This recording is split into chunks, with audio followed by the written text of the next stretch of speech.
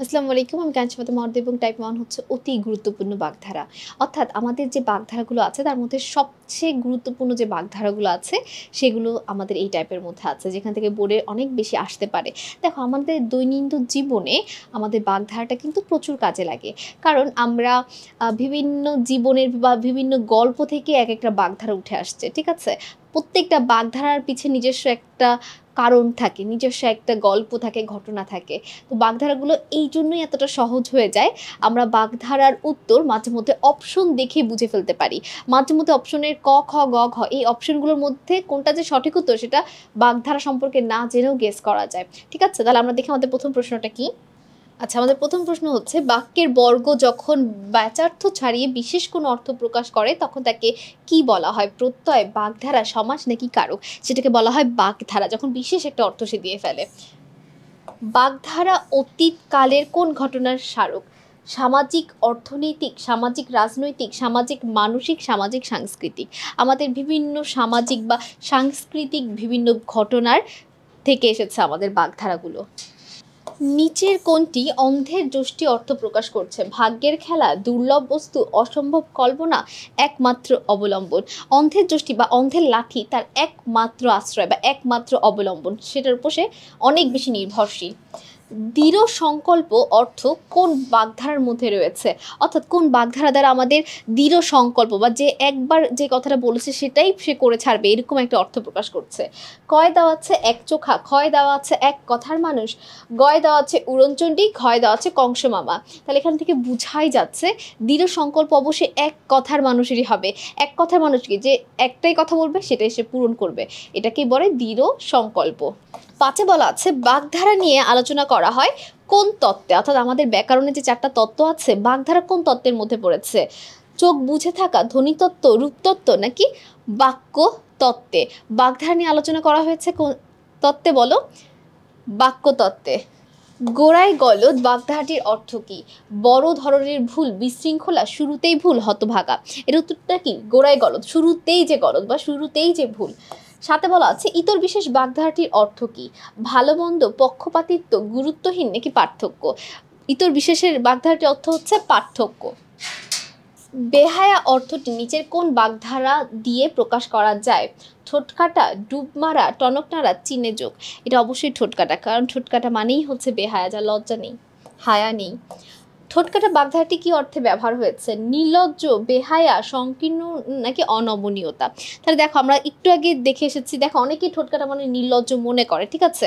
কিন্তু আমাদের বাংলা মানে দুইটার অর্থ কিন্তু কাছাকাছি সেম, কিন্তু আমাদের বাংলা সেকেন্ড পেপার যে বাগধারা আছে সেখানে কিন্তু ঠোঁটকাটা বেহায়াতেই দেওয়া আছে, আর নির্লজ্জতে আবার কান কাটা দেওয়া আছে। তাই ঠোঁটকাটা এবং কান কাটার মধ্যে কিন্তু কনফিউজ হওয়া যাবে না, ঠিক আছে?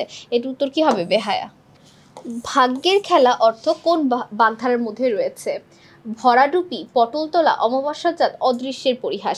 দেখো, অদৃশ্য শব্দের অর্থই হচ্ছে ভাগ্য, ঠিক আছে? আমরা অনেকেই জানি না অদৃশ্য হচ্ছে ভাগ্যের একটা প্রতিশব্দ।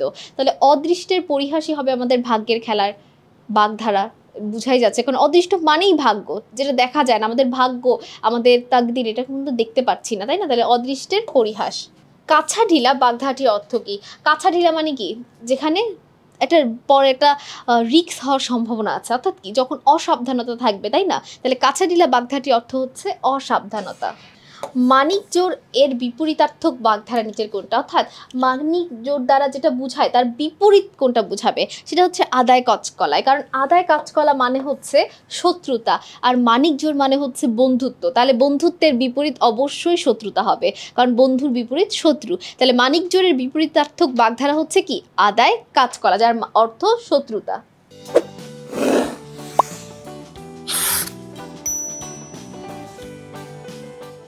13 নম্বর প্রশ্নে বলা আছে মণিকাঞ্চন যোগ এর সমার্থক বাগধারা কোনটা? ভালো, অর্থাৎ একটু আগে আমরা বিপরীতার্থকটা দেখে এসেছি, যেটা বিপরীত অর্থ প্রকাশ করে, আর সমার্থকটা হচ্ছে যেটা হুবহু অর্থ প্রকাশ করবে। সোনায় সোহাগা। অন্ধ অনুকরণের বাগধারাটা কি?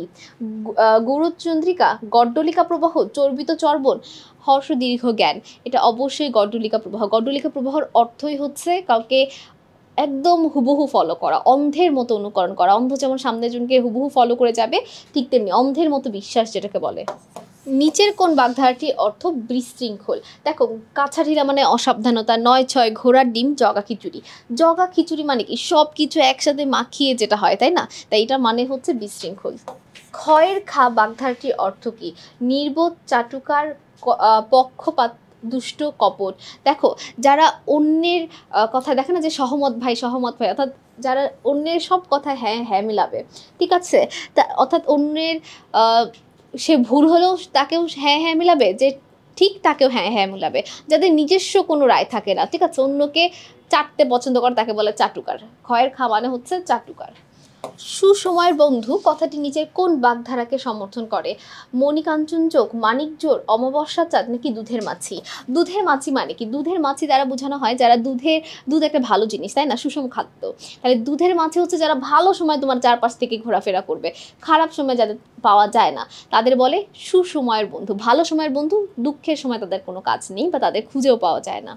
সুযোগ সন্ধানী অর্থে কোন বাগধারাটি ব্যবহার হয়েছে? তীর্থের কাক, ভিজে বিড়াল, গভীর জলের মাছ নাকি দুধের মাছি? দেখো, সুসময়ের বন্ধু এবং সুযোগ সন্ধানী কিন্তু এক না। তীর্থের যে কাক সে সুযোগ খুঁজে বেড়াচ্ছে, ঠিক আছে, তাই তীর্থের কাককে বলা হয় সুযোগ সন্ধানী। দুধের মাছি হচ্ছে যারা শুধুমাত্র ভালো সময়ের বন্ধু, সুযোগ সন্ধানী না, ঠিক আছে। তাহলে এর উত্তরটা কি হবে? তীর্থের কাক। গোল্লায় যাওয়া বাগধারাটি ব্যবহার হয়েছে নষ্ট হওয়া, অসৎ কাজ, খারাপ কাজে যাওয়া, দোষের কাজ করা। দেখো, গোল্লায় যাও এটা আমরা অনেক সময় নিজেদের বাবা মার কাছ থেকে শুনে থাকি বা টিচারদের কাছ থেকে শুনে থাকি, যারা একটু দুষ্টুমি করে যে গোল্লায় চলে গেছে মানে নষ্ট হয়ে গেছে। তাহলে গোল্লায় যাওয়া হবে কি? নষ্ট হওয়া, খারাপ দিকে চলে যাওয়া। বাইরে পরিপাটি, বলে না যে বাহিরে পরিপাটি ভিতরে খারাপ অবস্থা, ঠিক আছে। তাহলে সপ্তমে চড়া, গভীর জলের মাছ, ননির পুতুল নাকি লেফাফা দুরস্থ? দেখো, লেফাফা দুরস্থ মানে হচ্ছে যে বাহিরে পরিপাটি কিন্তু ভিতরের অবস্থা তার খারাপ, ঠিক আছে। ননির পুতুল বাগধারার অর্থ নিচের কোনটি? ননি দিয়ে তৈরি পুতুল, কপট ব্যক্তি, স্বল্পস্থায়ী নাকি শ্রমবিমুখ? তাই এর উত্তরটা কি হবে বলো তো? ননির পুতুল মানে কি? যে আসলে তেমন একটা কাজে এক্সপার্ট না বা কাজ করতে পারে না, অলস প্রকৃতি, শ্রমবিমুখ। সোনায় সোহাগা এর সমর্থক বাগধারা কোনটি? মগের মুল্লুক, ডুমুরে ফুল, মণিকাঞ্চনযোগ নাকি মানিকজোড়? দেখো, এটা হবে কি? মণিকাঞ্চনযোগ, একদম পারফেক্ট ম্যাচ যেটাকে বলা যায়।